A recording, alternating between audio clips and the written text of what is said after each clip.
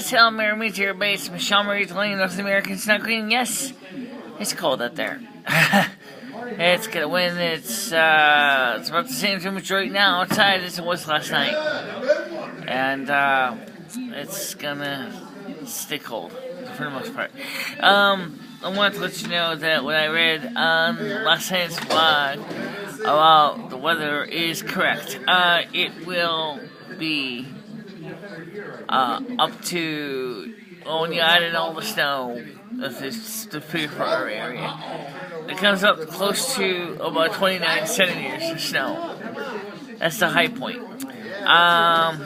And that's a lot of snow, and of course I'm hoping we get more than that, but we may not, but we'll see. Closer to the season, that's what we'll wait. It's still a little bit early in the week to give you a last minute forecast. There are things that can change in the numbers, so we'll see.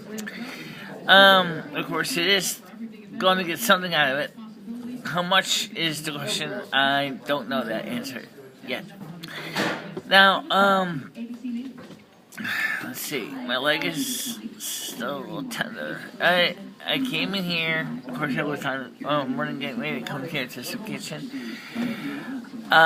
It doesn't seem to be hurting quite as bad, and not the ankle as much, but the back of the leg still hurts. So I don't see handicap signs out there. But the thing is that as I said, I'm really happy that last night's weather worked out. Like when we did the working on December 21st, it was obviously the intent was as to crush El Nino, and I think we did that.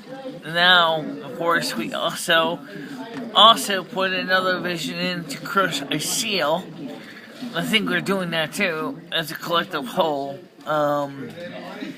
because it's been reported in the news that ICL had to give the fighters a 50% pay cut. Now, that may not mean much to you and me, because we're the good guys, or at least we think we are. I kind of wonder, are we really any better than them? I don't really know how one can determine who's good or bad anymore. Because remember, every coin is two sides. You know, you could have heads or tails. Well, are we the heads or are we the tails? What's their view? Why do they do what they do? And does that mean because I have a little bit of feelings for the individuals who join that makes me a terrorist? I don't think so. I don't want to go out there and blow up buildings or anything like that. I don't want to hurt people. But I need to think about things from the whole level. You know, what is, why is, and where is the best way to deal with things. It's the same thing with the weather work I do. You want to snow, but you want to determine how much snow is not going to hurt people. You don't want too little, because businesses like ski resorts that have been spending a lot of money on grooming the trails are going to need that snow to make sure that they can have a productive season. And when Mother Nature or through my work produces the snow that they need, and it means that they don't have to use the artificial snowmaking equipment, that saves them money. And that's the thing to consider, is that, you know, this there's always a compromise somewhere has to be drawn. Now, by the way, speaking of compromises, what me and Dory mentioned last night, I'm gonna just point this out. Sorry, my nose is dripping. It's just some of sinuses. It just came out of the cold. Okay. The main problem I have is that we hear so much about the economy from the big level. what we call the global level. But what about on the local and the individual levels? Well, I take my individual level budget, so you get my snapshot of me. But what about the snapshot from other people's perspectives? How do you manage your bills? How do you keep your bills paid?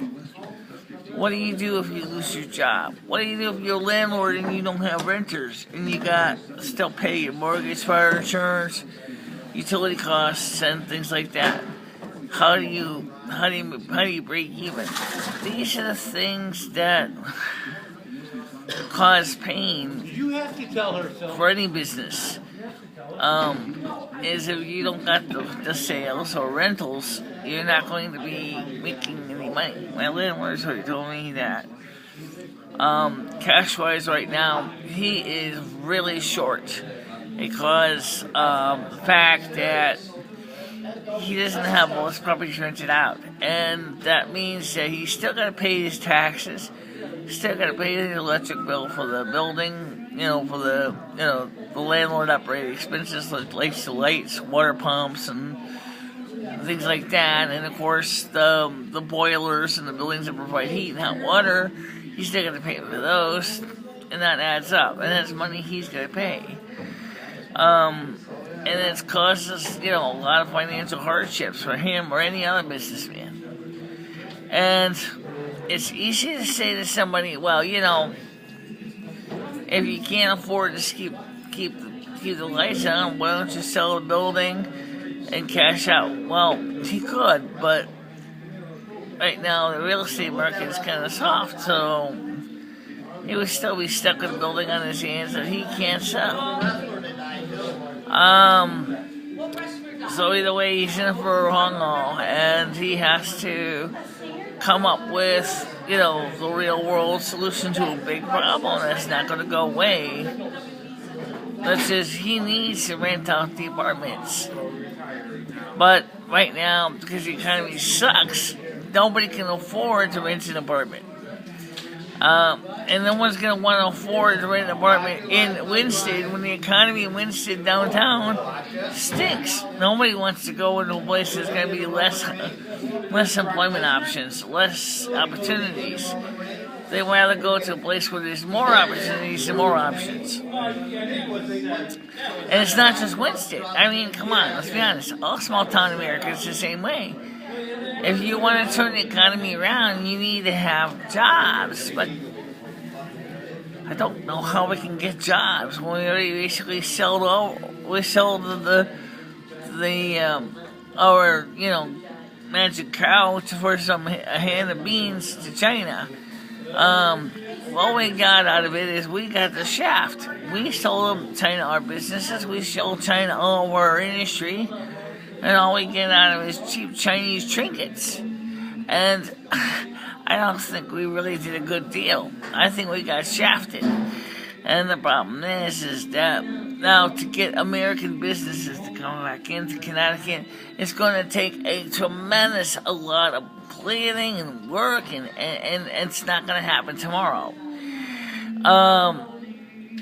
But if we could turn the economy around, it has to be done on the local level. I hate to say this to China, but yeah, you get it. Okay, good. China, I have nothing personally against you, but I gotta be honest when I say it this way. Your economy is falling apart too. And also the global economy is falling apart. But now it's time for us to start worrying about damage control on the local levels. We can't keep going on like this. Business is not as usual. We cannot keep going on like it's okay, like nothing's going to change. I hate to say it, I wish we could change things, but it's not going to happen. Sorry. I know you need to feed your people, and we need to feed our people. So, unfortunately, we give you the best stuff we got, and now we got nothing left for ourselves. We have to start taking back some of our own responsibilities right now. We have to start turning our own economy around. I mean, we depend too much on outsourced products. I mean, look at this. We for a long time depended on oil from the Middle East through OPEC. Well, guess what? OPEC is trying to squeeze us out of the industry, and that's why they keep lowering the price of oil.